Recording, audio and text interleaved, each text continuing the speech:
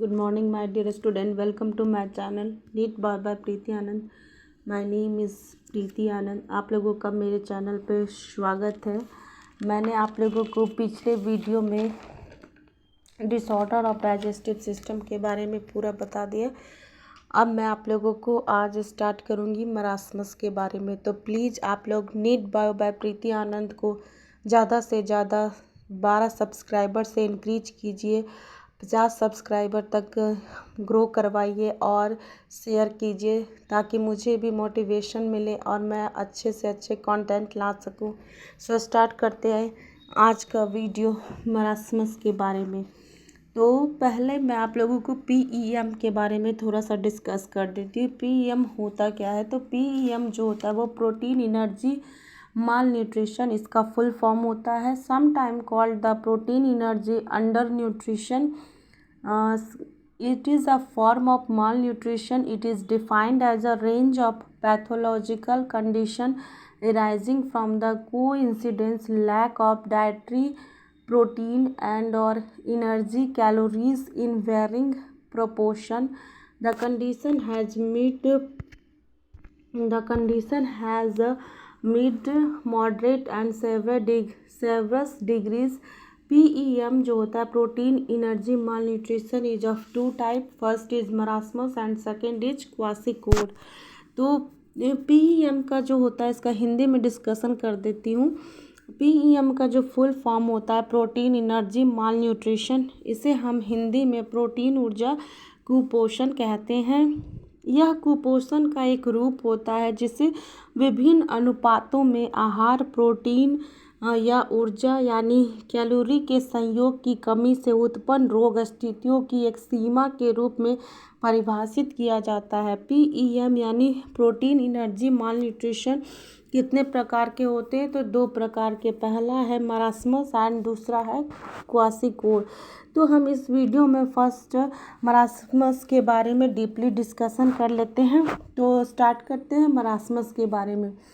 तो मरासमस क्या होता है? It is a form of severe mall nutrition और characterized by energy deficiency. It can occur in anyone with severe malnutrition but usually occurs in children. Treatment of marasmus is possible but it can be life-threatening if not treated.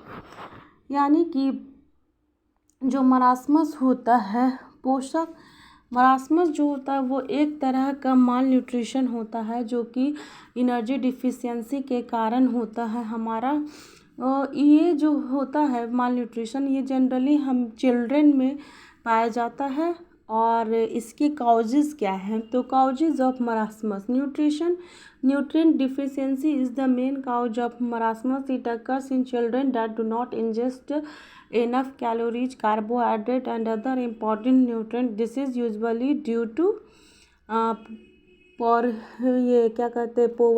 poverty and scarcity of food, insufficient breastfeeding, prolonged feeding with diluted milk, chronic infection यानी chronic TB, respiratory infection, chronic worm infestation, congenital disorder released to GIT, metabolic disorder यानी nutrient intolerance and chronic diarrhoea and vomiting.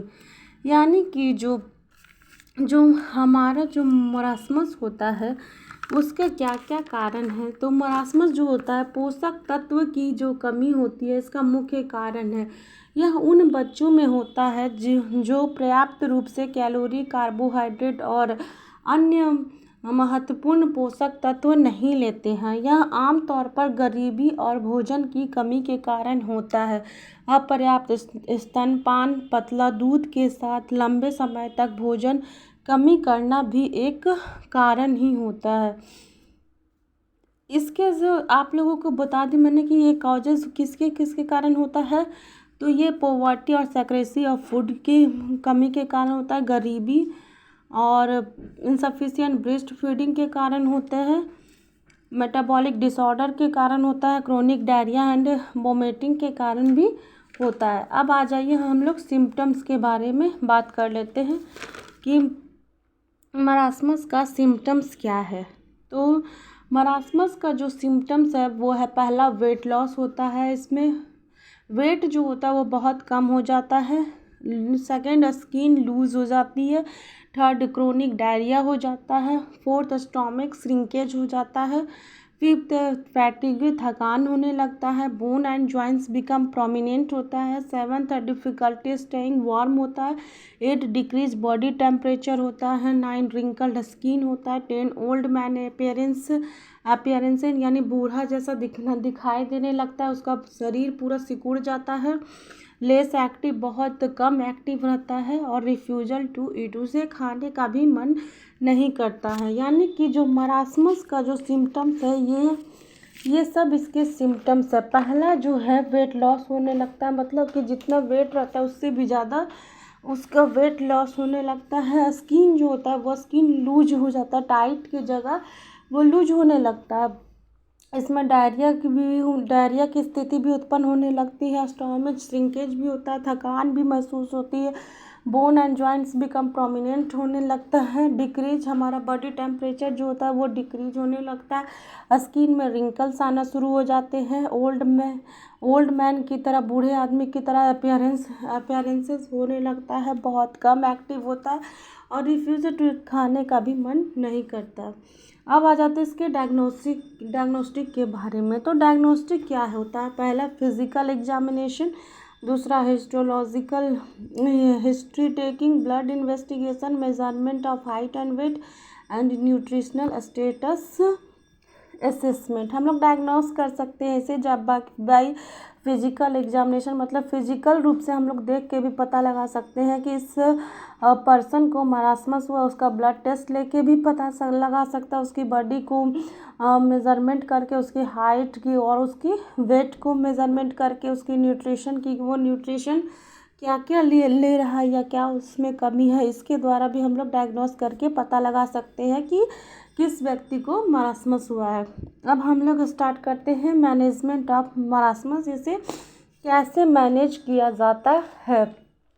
तो start करते हैं कि जो marasmus होता है, initial treatment of marasmus over induced dried skim milk powder mix with wild water. Later the mixture can also include a vegetable oil such as sesame seasons and sugar.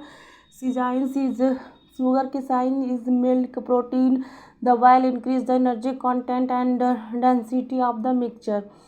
यानी कि marasmus के प्रारंभिक उपचार में अक्सर उबला हुआ पानी के साथ मिश्रित स्किम मिल्क पाउडर शामिल होता है। बाद में मिश्रण में तिल और केसीन जैसे वनस्पति तेल और चीनी से भी शामिल हो सकते हैं। किसाइन जो दूध प्रोटीन है वो तेल मिश्रण की ऊर्जा सामग्री और घनत्व को बढ़ाता है। एक बार जब बच्चा ठीक होने लगता है तो उन्हें अधिक संतुलित आहार लेना चाहिए जो उनकी पोषण संबंधी ज़रूरत को पूरा करता है। सेकेंड है, once a child start to recover they should have a more balanced diet that meets the nutritional needs. In severe malnutrition with subnormal body temperature, provide warmth the baby by using warmer. Treatment of associated problems such as worm infestation, fungal infection etc.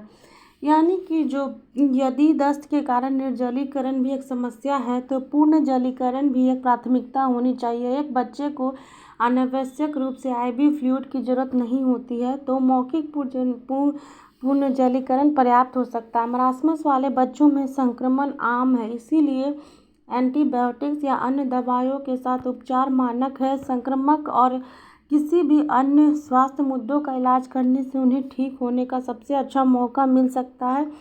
गंभीर कुपोषण में शरीर का तापमान जो होता है वो कम होने लगता है, तो गर्म पानी का उपयोग करके शरीर गर्म करें। गंभीर मामलों में जब बच्चा खाने से इनकार करता है तो उसे नासोगैस्ट्रिक ट्यूब से खिलाया जाता है और ये कृमि संक्रमण, फंगस संक्रमण आदि से संबंधित समस्याओं का उपचार होता है। अब इनका शॉर्ट में हम थोड़ा आप लोगों को बता देते हैं, इन शॉर्ट मरासमस होता क्या है। तो it is due to deficient of protein and calories.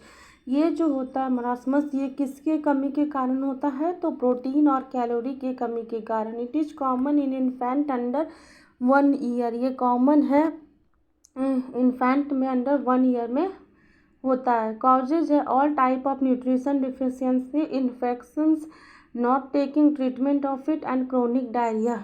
किसके कारण होता है? जब आप लोग न्यूट्रिशन की जो डिफिशियंसी कमी होती है उसके कारण होता है, इन्फेक्शन होता है और उसका ट्रीटमेंट नहीं किया जाता, इसके कारण होता है, क्रोनिक डायरिया के कारण होता है। सिम्टम्स मैंने आप लोगों को बता दिया था कि वेट लॉस होता है more than 62%, loss of subcutaneous fat का लॉस होने लगता है, लॉस ऑफ मसल मास का भी लॉस होने लगता है, इरिटेबल होता है, हेयर ब्रिटल होने लगता है, आई सनकिन यानी सूजा होने लगता है, हेयर ब्रिटल की तरह पंगूर की तरह दिखता है, कोल्ड एक्सट्रीमिस एंड फीबल पल्सेज होता है, स्किन थिन होने लगता है, स्किन जो होता है वो लूज होने लगता है, blood and mucus in stool होने लगता है, एनीमिया। डायग्नोसिस में आप लोगों को बता दिए थे कि उसका जो साइन एंड सिम्टम्स के कारण होता है, साइन और सिम्टम्स के द्वारा पहचान के हम लोग डायग्नोसिस कर सकते हैं। लो वेट भी होता है अकॉर्डिंग टू एज के कारण, एज पर एज के। ट्रीटमेंट में हम लोग क्या कर सकते हैं? तो विटामिन एंड मिनरल सप्लीमेंट को ऐड कर सकते हैं, प्रोटीन एंड डाइट सप्लीमेंट को ऐड कर सकते हैं, बैलेंस डाइट अच्छी प्रॉपर रूप में ले सकते हैं, ट्रीटमेंट ऑफ इन्फेक्शन कर सकते हैं। यानी कि हम लोग इसका उपचार जो होता है वो ज़्यादा से ज़्यादा हम लोग विटामिन और मिनरल अपने जो फूड होता है उसमें ऐड करेंगे तो हमें ज़्यादा से ज़्यादा न्यूट्रिशन मिल पाएगा हमारी बॉडी को। सेकंड जो होता है कि हमें अपने शरीर में ज़्यादा से ज़्यादा प्रोटीन का जो होता है वो मात्रा इंक्रीज़ करना चाहिए, प्रोटीन ज़्यादा हमें लेना चाहिए, बैलेंस डाइट जो होता है वो इक्वल अमाउंट में लेना चाहिए, हर चीज़ equal amount, protein equal amount में, कार्बोहाइड्रेट इक्वल अमाउंट में, फैट्स जो होता है वो, मुझे मतलब कि हर एक चीज़ का एक प्रॉपर बैलेंस डाइट लेना चाहिए ताकि हमारा जो शरीर होता है उसमें मरासमस नाम की डिजीज़ ना हो और हमारा ग्रोथ जो हो वो प्रॉपर रूप से हो सके। जो इन्फेक्शन हमारे शरीर में होता है उसका उसी का जो होता है वो ट्रीटमेंट हम लोग सही समय पर करवाएं जिसके कारण हमें कोई इन्फेक्शन ना फैले। ORS और IV फ्लूइड जो होता है वो इंट्रावेनस थेरेपी होता है। They contain the small dissolve molecules that pass easily from the blood stream into the tissue and the cell. यानी ORS भी दिया जाना चाहिए और IV फ्लूइड भी। तो आप लोग नीट बाबा प्रीति आनंद को ज़्यादा से ज़्यादा अपने दोस्तों के साथ सब्सक्राइब करवाइए, शेयर कीजिए और रेड बटन सब्सक्राइब का क्लिक करवाइए और 12 सब्सक्राइबर से इंक्रीज कर 50 सब्सक्राइबर तक बढ़ाइए। मिलते हैं नेक्स्ट वीडियो क्वासिकोर में। सो प्लीज़ बने रहिए और thanks for watching my video. Take care.